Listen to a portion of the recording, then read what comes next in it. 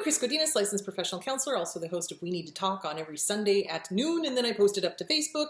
This video is for educational and informational purposes only. If you feel you need a therapist, please go to Google, type in therapy, your city, Psychology Today will pop up, click on that, and it will have qualified therapists in your area. Also, the views and opinions stated herein are mine and mine alone. They do not represent the ACA, the APA, or any other damn therapist for that matter. Boom, shakalaka done. Okay, tons of really good questions. So, if possible, could you please talk about executive function disorder after childhood abuse? Okay, executive function disorder is more tightly related to ADD than it is to abuse. However, well, this is a big however, when children have been abused, they delay. They don't develop in a normal way. Why? Because the abusive parent is constantly keeping them in a state of up here. They don't teach them things. They don't teach them how to brush their teeth or take care of themselves hygienically. They don't teach them how to clean. They don't teach them how to be social. They just don't teach them. They don't. They lock them in a room and go raise yourself, basically. Or they have nannies raise them, which just don't even get me started. It's like, why are you having children? I don't even, you want to be around your kids. At least I do. So, what the fuck? Anyway, the point of that is that it's more closely related to ADD. So there is a great article on at ADDitude. So it's ADDitude inside the ADHD mind. And it basically lists off, what are some of the issues with self-regulation and executive functioning. So one is self-awareness, commanding self-directed attention. It's very difficult. Self-restraint, inhibiting themselves. So, just doing what feels good, et cetera, et cetera, et cetera. Nonverbal working memory, holding things in your mind to guide behavior. 4, verbal working memory, retaining internal speech. 5, emotional, using words and images along with self-awareness to alter how you feel about things. So it's very difficult, black and white thinking, that kind of thing. Self-motivation, motivating yourself to do things when no outside consequences exist. So kids with executive dysfunction will just sit. They won't do anything. They just won't. They just won't. Why? Well, if it's coming from abuse, it's probably because they got screamed at all the time every time they did try to become independent. Planning and problem solving, finding new approaches and solutions. So it's really important that if this is going on, I'm just kind of going through the article here, that if the executive functioning is an issue, that you really get with a good therapist and start working on how to start remedying that. So it can be caused by abuse, absolutely, because I find that, abusers delay teaching their kids. They don't teach their kids anything, really. But it mostly is related to ADD. And here's the funny thing. Narcissists love to pathologize their children. So if the kids are not perfect, if the kids are not doing what the narcissist wants, it has to be because they've got a mental health disorder, such as ADD. Yeah, they could have ADD, but the likelihood is more than likely is that they're not following your exact list because they're kids. That's what kids do. But narcissists will pathologize children and want them on medications immediately, like from age 6. And I'm like, do not put your child on, unless it is indicated that they have to be on psych meds, do not put your child on psych meds. It's going to fuck with their brain chemistry. Don't get me started. Anyway, but also executive function disorders also happen with PTSD because we get that avoidant thing. We don't want to do things. We get locked in our heads. And so they're very similar, but they're different. So I would suggest that if you are having executive function issues and it comes from child abuse, get with a good trauma therapist, get with somebody who understands executive function disorders, and really work through that so that you can start developing some of those tools so that you can push yourself forward through life. The narcissist's goal, basically, aside from killing everybody around them, is to hobble everyone around them. They want to make sure that nobody is able to leave them, that nobody is able to function, and that they can either point to them and go, look what a fuck up you are, you, you know, or they do the polar opposite. I take responsibility for all the good stuff that you've done. Fuck you. So yeah, so there is that. I hope that answered the question. Yes, it can be a part of childhood trauma, but more than likely there's ADD going on, or the kid was pathologized by the narcissist, put on a bunch of ADD meds, their brain got screwed up from all the ADD meds, and they're having a hard time functioning, and the narcissist more than likely didn't raise them. You know, seriously, they either shoved them off on nannies or they put them in a room and said, raise yourself or whatever. And so the kid didn't learn, because all of our executive functioning is building blocks, building blocks, building blocks, building blocks. So we go from one to the other, to the other, to the other, and we build on the one before it. And if nobody ever teaches us, we're going to have problems later on in life doing that. So get with a good therapist, a good trauma therapist, and somebody who understands executive dysfunction. That would be my suggestion. Okay. I have major depressive disorder and a lot of trauma. I'm in trauma therapy with a really great therapist, but struggling to want to do the trauma work. Depression is making me anodinic, which not wanting to, you know, that kind of thing. Meds aren't helping. Any advice? It's hard when you've got multiple things going on, but not impossible. So part of it is you've got to work with your therapist and let them know, hey, this is what I'm feeling. This is what's going on. This is why I'm resistant. This is why I'm not wanting to work on the trauma. Part of it is that our inner child is traumatized, honestly, and they're going, oh, no, I don't want to go through that again. I don't want to think about that again. I don't want to relive that. Well, here's the thing. Take a deep breath. Little inner child you are safe. You are okay. And you have survived 100% of the trauma. You've already been through the worst of it. This is just a memory. And this is going to help you, little one, to grow up safely and confidently and be okay. So yeah, it's scary. Yeah, we're going to have to remember stuff. But you know what? We get to conquer it and we get to master it. And then we get to give the middle finger to the abusers. So yeah, it's an inner child thing. The inner child is terrified. Think about it. I mean, really, you know, when I think back about the trauma I went through as a kid, it's terrifying. It is. It's frightening. It's you know, it's overwhelming. And there were days when I was just like, oh, hell no, I'm not going to do this. So it's really important to work on the inner child. Love that little inner child. Let that little inner child know that they're safe and they're okay and that this is really good for them. And you guys have already survived. Good job. Congratulations. You've already survived the trauma. This is just remembering it so we can process it, we can master it, we can own it, and we can fucking give it back to the abusers. We don't need to keep it with us anymore. Because otherwise what ends up happening is, boy, I can see my camera doing weird things. It's the light coming in from my... Let's see if I can just turn that a little bit. There we go. Train of thought, choo-choo, just went off the railroad track. Where was I going? Okay, so the trauma, okay, not doing it. So it's the fear of having to relive it, but you've got to remind your inner child that you've already survived it. You're okay. And you will master it and put it back on the abuser. That's where I was going. Put it back on the abuser. You don't need to hold this. This is not your baggage. This is theirs. You know, put the shame, the blame, the everything, the guilt, the fear, the obligation back on the abuser. None of this is yours. None of this is yours. And you got to remind your inner child, this is good for us to do. So it is hard getting motivated when you've got major depressive disorder, but you've got to work with your therapist and have them help you to find that motivation. The motivation is self-esteem. It really is. Think about it. It's like we love ourselves. Well, we're working on loving ourselves.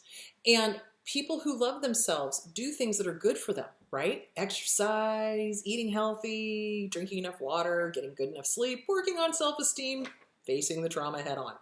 So it's all part of self-esteem. So work on other areas of self-esteem, strengthen those with your therapist, and then keep reminding your inner child, this is okay. We get to work. We get to, not that we have to, we get to work on this. We get to conquer this. We get to put the shame, the blame, the guilt, the fear, the obligation back onto our abusers. We don't have to. live with this crap anymore. We get to master it. So keep working on that. Strengthen other areas of self-esteem. Work with your therapist and kind of push through that way. It's a self-esteem thing. Mirror work. Hi, good to see you. Have a wonderful day. You know what? I'm going to talk to my inner child right now. Hi, little one. You know what? It's safe. It's okay. It's okay for us to work on the trauma. It's okay. It's going to be scary, but it's okay. And I'm right here and I've got your back. And then walk out. So it's reprogramming, reprogramming, reprogramming. Journal, write it out. Write letters to your inner child. Get in touch with that inner child. Love that inner child. Love that little one. Love that little one. Protect that little one. Let that little one know that they're safe and that you're going to be right there while you're going through all of this. So definitely work with your therapist to help you with that. But do work on self-esteem in other areas to bolster yourself up, and also do the mirror work. Give yourself permission. It's okay. Because remember, what do abusers do? This is our little secret. Don't you tell anybody. You tell anybody, I'll kill your dog. Don't you tell anybody, I'll kill you. Don't you tell anybody, I'll kill your family. That's what these fuckers do. Oh God, don't even get me started. So yeah, they live by fear, and they live by instilling fear in us. Or a little less extreme, they'll do the whole, don't you tell anybody, this is our family's business, it's nobody else's business, don't you air our dirty laundry. You know, fear of other people finding out that they're crazy, which they already knew. So yeah, so don't allow the fear to run you. Work with your therapist on that. Seriously, tell them exactly what you told me. I would seriously start doing more mirror work and more giving yourself permission and more getting in touch with your inner child and just loving that little kid. Love, love, love, love, love. Protect, protect, protect. Let them know, hey, I need to run the show. I am going to protect you. You're safe. You're okay. Your job is to be a kid. My job is to protect you. Our job together is to work through the past trauma so that we can be the best me that we can be. Does that make sense? So do that. Okay. I left my ex 8 months ago and had a dream that he was following me and nobody believed me how bad he was. I woke up terrified that this was a sign that he was planning on doing something bad. Any idea why? Well, our subconscious is constantly talking to us. Jung very much believed in the collective unconsciousness. And if this person was a dark triad, you're good to be on red alert, you know, until you know you're safe. This is the thing. Dark triads are stalkers. Dark triads. Okay, dark triads. So this is narcissism with Machiavellianism, which is control freak, with psychopath. Okay, it's a bad combo, bad juju.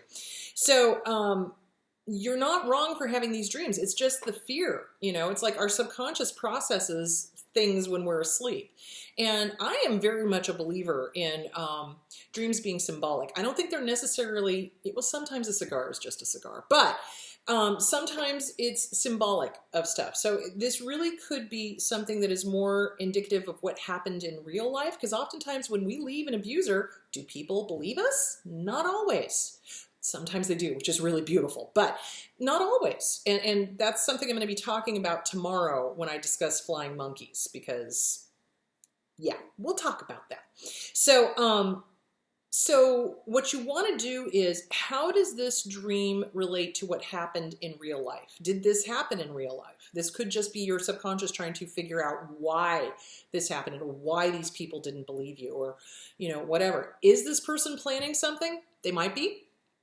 You know, so you just trust your gut and you protect yourself as best you can, and, you know, listen to your gut. Our guts, you know, it's funny. I was working with a client yesterday where they were like, you know, I'm just getting this really weird feeling, really weird feeling, really weird feeling. And I said, okay, well, trust your gut. Be on high alert, you know, make sure you're safe.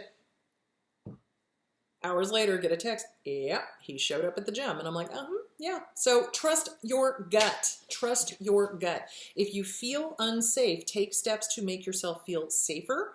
And or analyze the dream. Is it having to do with what happened in reality? What happened 8 months ago? You know, what happened when you left? Were there flying monkeys that refused to believe you? You know, and if so, then you write letters and burn, and we'll talk about more about that tomorrow, because I'm going to talk about flying monkeys, because I haven't done that for a while, and I kind of think it's time, because we're kind of sliding into the holiday season, and of course we got the pandemic going on, and the Hoovers are going fast and furious, so let's talk about that tomorrow, shall we? Okay, so Sometimes, like I said, a cigar is just a cigar. The dream is just a dream, you know. But other times it is symbolic of something that has happened. And then again, you've got your gut instinct. Trust your gut. Don't listen to your head. Don't listen to your heart. These two guys tell stories and panic and do all sorts of weird things, right? So they're like, well, yes, but, well, no, but, and then huge story, right? You want to listen to your gut. Calm, yes or no answer to a yes or no question. Take a deep breath. Should I be worried? Yes or no? If the answer is yes, take appropriate steps. If the answer is no, relax, chillax, you know, do be aware of your surroundings and continue on with your life. Keep a dream journal. And one site that I like to use to help analyze dreams is dreammoods.com. Now, sometimes they're not even close to being accurate. And then other times I'm like, oh, damn, you know, they're really good. So you kind of got to interpret your own dreams. What does this mean to you? What feelings does this bring up? What does this symbolize? You know, what's going on? So I love dreams. I think they're fascinating. And I love it when I have dreams because when I was a kid, I used to roll credits in my dreams. I really enjoyed the night times because I would just have these amazing dreams. Anyway, okay. Why, when I said no to my sister, have I never heard from her again? Like, it's going on 6 months now. When I spoke to her about my experience with my narc mother, she just went running back and told her. So, again, we're going to talk flying monkeys tomorrow. Flying monkeys will run back to the abuser and tell them everything. Because they've all been trained to overshare, which is what I was talking about last week. This week, I'm going to talk about the flying monkeys. So when we say no to somebody, they don't like it, especially if they have got issues themselves. A healthy, normal person, when they hear the word no, we go, okay, I'll figure something else out, you know? And we don't guilt trip the person. We don't fear them. We don't guilt them. We don't obligate them. We don't do any of that crap. We don't give them the cold shoulder, right? But when somebody who's got issues is told no, that is a narcissistic injury and they don't like it. And they're going to punish you, and they're going to punish you by stonewalling you. So stonewalling is where they give the cold shoulder to punish. So basically, you know, she's showing you who she is. Believe her the first time. Guard up, don't trust. So there you go. I have to go back to living with my parents for a while. They're abusive. No social services. Okay, well, I don't know where you're living. This is kind of a very vague question. So I don't know where you're living. I don't know what the situation is. You're going to have to rely on social services. If the parents are abusive and you're being forced to go live with them again, you want to make sure that there's another set of eyes on the situation. So Adult Protective Services would be an option. I don't know what state you're in. In Arizona, there is Fresh Start Women's Resource Center at freshstartwomensresourcecenter.org. So you're going to have to go through social services. You are, and just get help, and don't be afraid to ask for help. And, you know, in this economic weirdness, a lot of people are having to move back in with family members that they did not want to move back in with. So, but you got to protect yourself the best you can, and you've got to make sure that there's an outlet for you.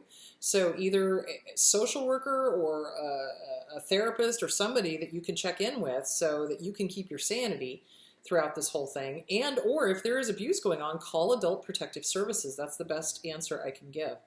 Can you give tips for overcoming childhood sexual shaming by narc dad apart from mirror work? I'm doing the self-esteem workbook. I have a lot of shame attached to my female form. So this is common.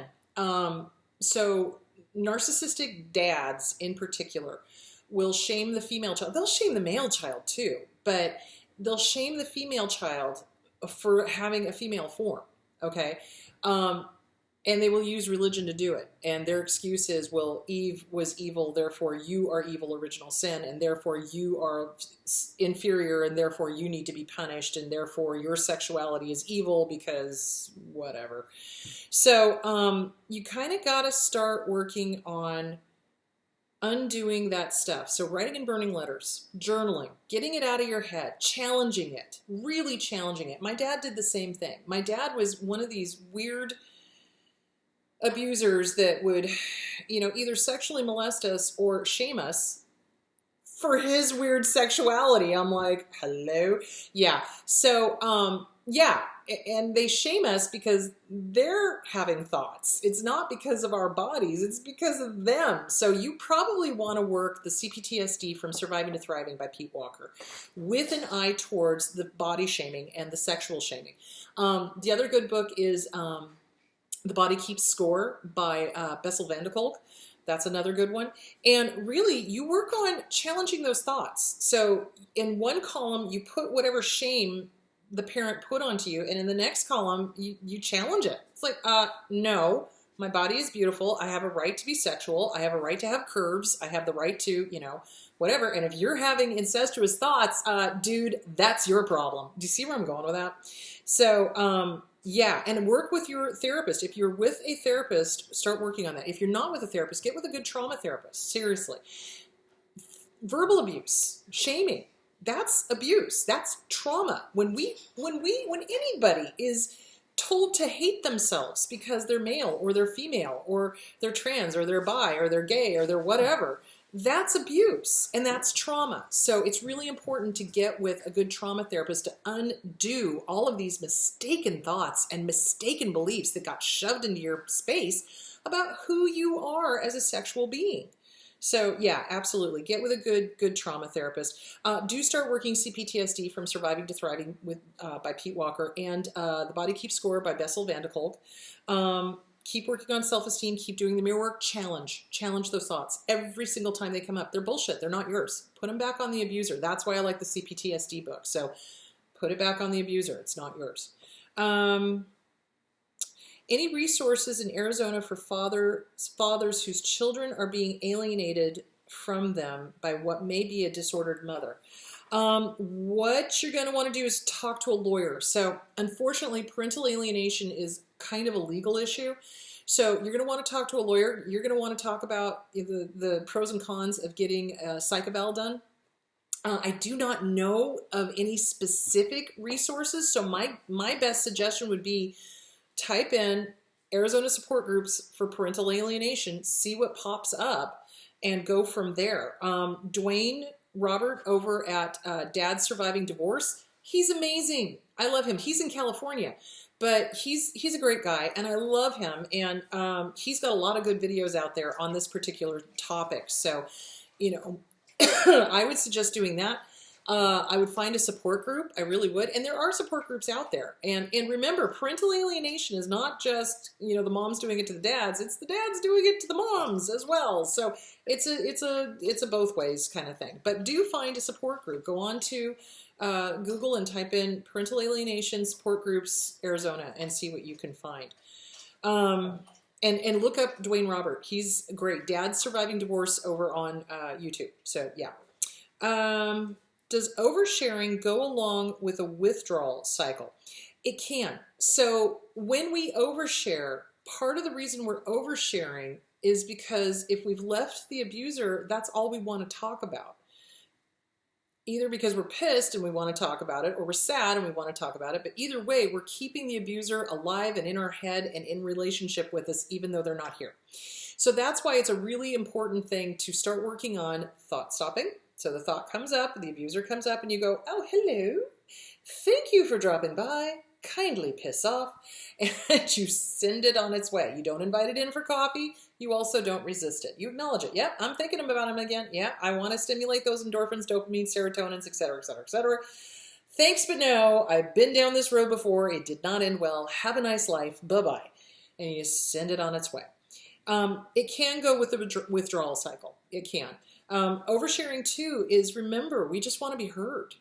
We weren't believed. So that earlier question about I woke up and nobody believed me, that is common with survivors of abuse. Nobody believed me that my dad was an abuser. Why? Because he was a quote unquote pillar and religious nut of the community. And everybody was like, oh, him? No. And I'm sitting here going, oh, for fuck's sake, really? So yeah, I'm sorry. When all all of the children have said he was an abuser. The survey says he's an abuser. Anyway, so yeah, it can be part of the withdrawal cycle. It's also part of the thing that we weren't heard.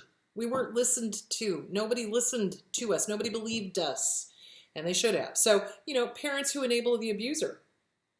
You know, the ones, oh God, the ones who side with the abuser, the ones who side with the new boyfriend who's beating the crap out of the mom, the one or the dad or whatever, the ones who side with the abuser, is flying monkeys. Okay, we're going to talk more about that. So we don't get heard, we don't get believed. And it's really important to recognize that that's part of the oversharing, is because we didn't get heard, we didn't get believed. So mirror work, hi, good to see you, have a great day. You know what? It's okay for you to be heard, it's okay for you to be believed, and you don't have to overshare and then walk out. So yeah, there's that. Does having narcissistic siblings do as much damage as narcissistic parents? Oh, yes. Oh, yes. Because they're abusers. They're mean. They're abusers. No empathy. And if they're not getting their way, they'll turn on whoever they think they can turn on. So yes, it can't. Any relationship with any narcissist, whether that is siblings, parental, romantic, friends, boss, all damaging. All equally damaging. Why? Because they all do the same fucking playbook. Swear to God and all that's holy. It's like somewhere out there in the universe is the narcissist fucking handbook, because they all do the same goddamn thing no matter where in the fucking world they are. No matter what culture, no matter what language, they all say and do exactly the same thing. Freaky deaky. So yeah, they're just all of them. All of them are abusive. All of them are damaging. All of them are equally damaging. There's not one that's not less damaging, because they all do the same goddamn thing. So yeah, they're all, yeah. Okay, can therapists get you to be dependent on the sessions for the money, or is narcissistic supply? How can I spot that? Oh, fuck yeah. Okay, so glad you asked that. Okay, so here's the deal. My whole thing is, when I get people in there, I give them the tools, right? And I get them working on the tools, and then they come back and tell me how they're using the tools. And as soon as they are good to go, like they got the tools, their tool belts are on, they know what to do, there's no new issues happening, we run out of things to say, great, you're good to go, you don't need me anymore. Fly, be free, leave the nest. You've got this, and if you ever need me, I'm here. But really, I don't think you do. You got this.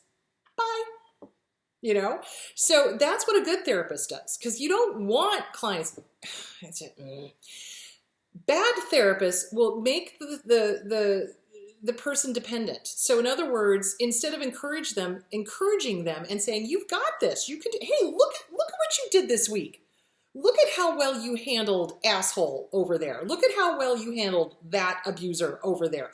You know, instead of encouraging them, they don't. You need a therapist that is encouraging. Therapists are teachers and they're cheerleaders, and we help you find that encouraging, loving, kind voice in your head so that you can replace that internal critic and tell it to go fuck itself sideways with an unlubricated baseball bat, and replace it with the positive, so that when you wake up in the morning, your own voice is like, "Hey, hi, good morning. Have a fabulous day. Wow, you've got this. Woo!" And then you're off and running. That's what a good therapist does. A good therapist is a teacher and a cheerleader. A bad therapist is one that will lengthen out the sessions and oh no, you don't need to leave yet. They'll actually tell the clients, "Oh no, you shouldn't be leaving yet. You should." You know, look, if a therapist, if a client says, "Hey, I want to try this on my own. And I don't think they're ready," I'll say, "Okay, here are my concerns. However, you've got the tools, you know what to do. If you get stuck, call me." Right? So what you want to look for is you want to look for therapists that teach the tools, send people out into the world, and are able to work on their own. So like I said, for me, when clients have been using the tools consistently, they're coming back with good reports, they're dealing with maybe abusers, or they're dealing with difficult bosses, or they're dealing with it, they're handling it, they're doing okay. And we stop having things to talk about. I usually tell them, it's like, okay, you know, we ran out of things to talk about. It's, you know, we still have half an hour. So I'm thinking that you're ready to go. I'm thinking that you're good. So what do you think? And I talk to them about that. And sometimes they say yes, and sometimes they're like, oh, can we just, how about I come in next month? We'll lengthen it out to 2 months or something. Okay, fine, we'll do that. So basically, word of mouth is really good. You want to talk to people, how's your therapist? What do you think of them? That kind of thing. Yeah, they do try to get you dependent on them. Absolutely. And that is ethically, I think, immoral and wrong and should be not allowed. So, yeah, and they do use clients for narcissistic supply. I am shocked. Well, not really, because when I was going through my program, like I said, out of the 40 people, there was like 3 of us that I was like, yeah, maybe 3, maybe 4 that should be therapists. The rest of them, I was like, you are in this to figure yourself out, and you are in this for the wrong goddamn reasons. So, yeah, there's a lot of really bad therapists out there. There are. And there's a lot of narcissistic therapists out there. When the whole thing about we want to get rid of labels came up, the whole humanistic, no, that's not it. Is that it? I don't know. Anyway, when that whole thing came up, half of the APA, half the ACA wanted to get rid of the labels, and then, thank God, the other half prevailed, because the ones who wanted to get rid of it, I'll give you 3 guesses why. Because they recognize themselves. So, yeah, there's a lot of bad therapists. So, really, what you want to do is you want to look for a therapist that is interested in being a cheerleader, getting you on your feet, so that they're encouraging you. It's all about encouragement. It's the rapport. It really is the rapport. So if there are any students out there listening, listen to me now, believe me later. It's the rapport. It's the rapport. You want to like your clients. And I do. I love my clients. I think they're awesome. I think they're brave beyond measure because they're dealing with all of this stuff and they're hitting it head on and they're taking it and running with it, But the narcissistic ones hate their clients. I told you about the professor that I had when I was going through school who came into the room, and I did not like this person, who came into the room and said, oh, I'm so glad I'm a teacher. I hated my clients. And I'm like, get out of my profession now, you asswipe. Anyway, so yeah, you want to trust your gut. Trust your gut. Trust your gut. Trust your gut. Trust your gut. So narcissists are in it for the supply. They will do a majority of the talking. I don't really talk much during my sessions except to give little guidances where they need to go, I will talk when needed, but the narcissists are the ones that talk the whole session, and the other person just kind of sits there and doesn't say anything. So really what it is that the client should be doing the majority of the talking. The therapist will interject when needed, kind of like, oh, you think that's a really good idea? Let's talk about this, that kind of thing. Or, what do you, let's talk about what that thought was, where did this come from? That kind of thing. And you do little interjections when needed, but for the most part, you allow the client to process stuff, to work on stuff, to, you hand them tools and you send them out and have them practice and come back and tell you how it's doing. And then when it's done, you end it. When you feel you have taught them everything you can as a therapist, you end it. Like if there's no more issues, they're handling it, everything's good, they ran out of things to say after, 15, 20 minutes. Okay, well, it sounds to me like you're coping really well. You've got the tools, you're using them. What do you think about ending therapy? And I leave it up to the client. And 9 times out of 10, they'll either say yes, or they'll say, oh, gosh, this is a little scary. Can we lengthen it out maybe to a month or 2? Yeah, absolutely. And if you're still good and there's nothing going on, then you're good to go. So yeah, you look for that. So yes, there are really bad, unethical, thank you, totally, therapists out there that are narcissistic, that do use the client for supply, that do use them to milk them for money. Absolutely. And don't get me started.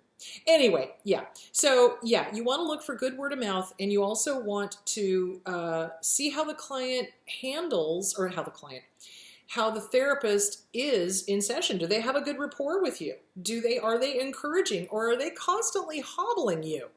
Do you feel worse coming out of a session than you did going in? And that's that's the sign that you're with the wrong therapist. Now, yes, you're going to be working on heavy duty stuff. Yes, it is going to be difficult and you're going to be processing a lot. But when you leave that session, if you have the right therapist, that therapist is going to go, you've got this. Yes, this is scary. Yes, this is intense. Yes, you are going to be dealing with all of these thoughts, but you've got this. You've got the tools, okay? And if you need me, text me. I'm right here. I can send you a little text saying, go you, you've got this. Do you see where I'm going? And that's the beautiful thing. When my clients leave my session, they always are like, oh my God, I feel so good, even though I'm telling you all of these horrible things. And I'm like, that's what it's about. So that you understand that, yes, trauma is traumatic, but it doesn't have to be a horrible experience working through it. Does that make sense? So, okay, anyway, I really need to shut up because it's gone over a half hour. So, all right, so tomorrow I will be talking about flying monkeys. We are coming into the holiday season. We're going to be having the Hoovers. The flying monkeys are going to be doing their little flying monkey things. So I want to talk more about flying monkeys, what they are, why they do it, what to watch for. I want to talk a little bit about holiday Hoovers as well, because we've got the holidays coming on and we've got the pandemic still going on. And boy, are the Hoovers coming fast and furious, and are the flying monkeys doing their weirdness? Oh yes. All right, kids, have a great day. I will see you tomorrow at noon Pacific, 3 p.m. Eastern. And the topic will be flying monkeys and the holiday Hoover. See you then. Bye.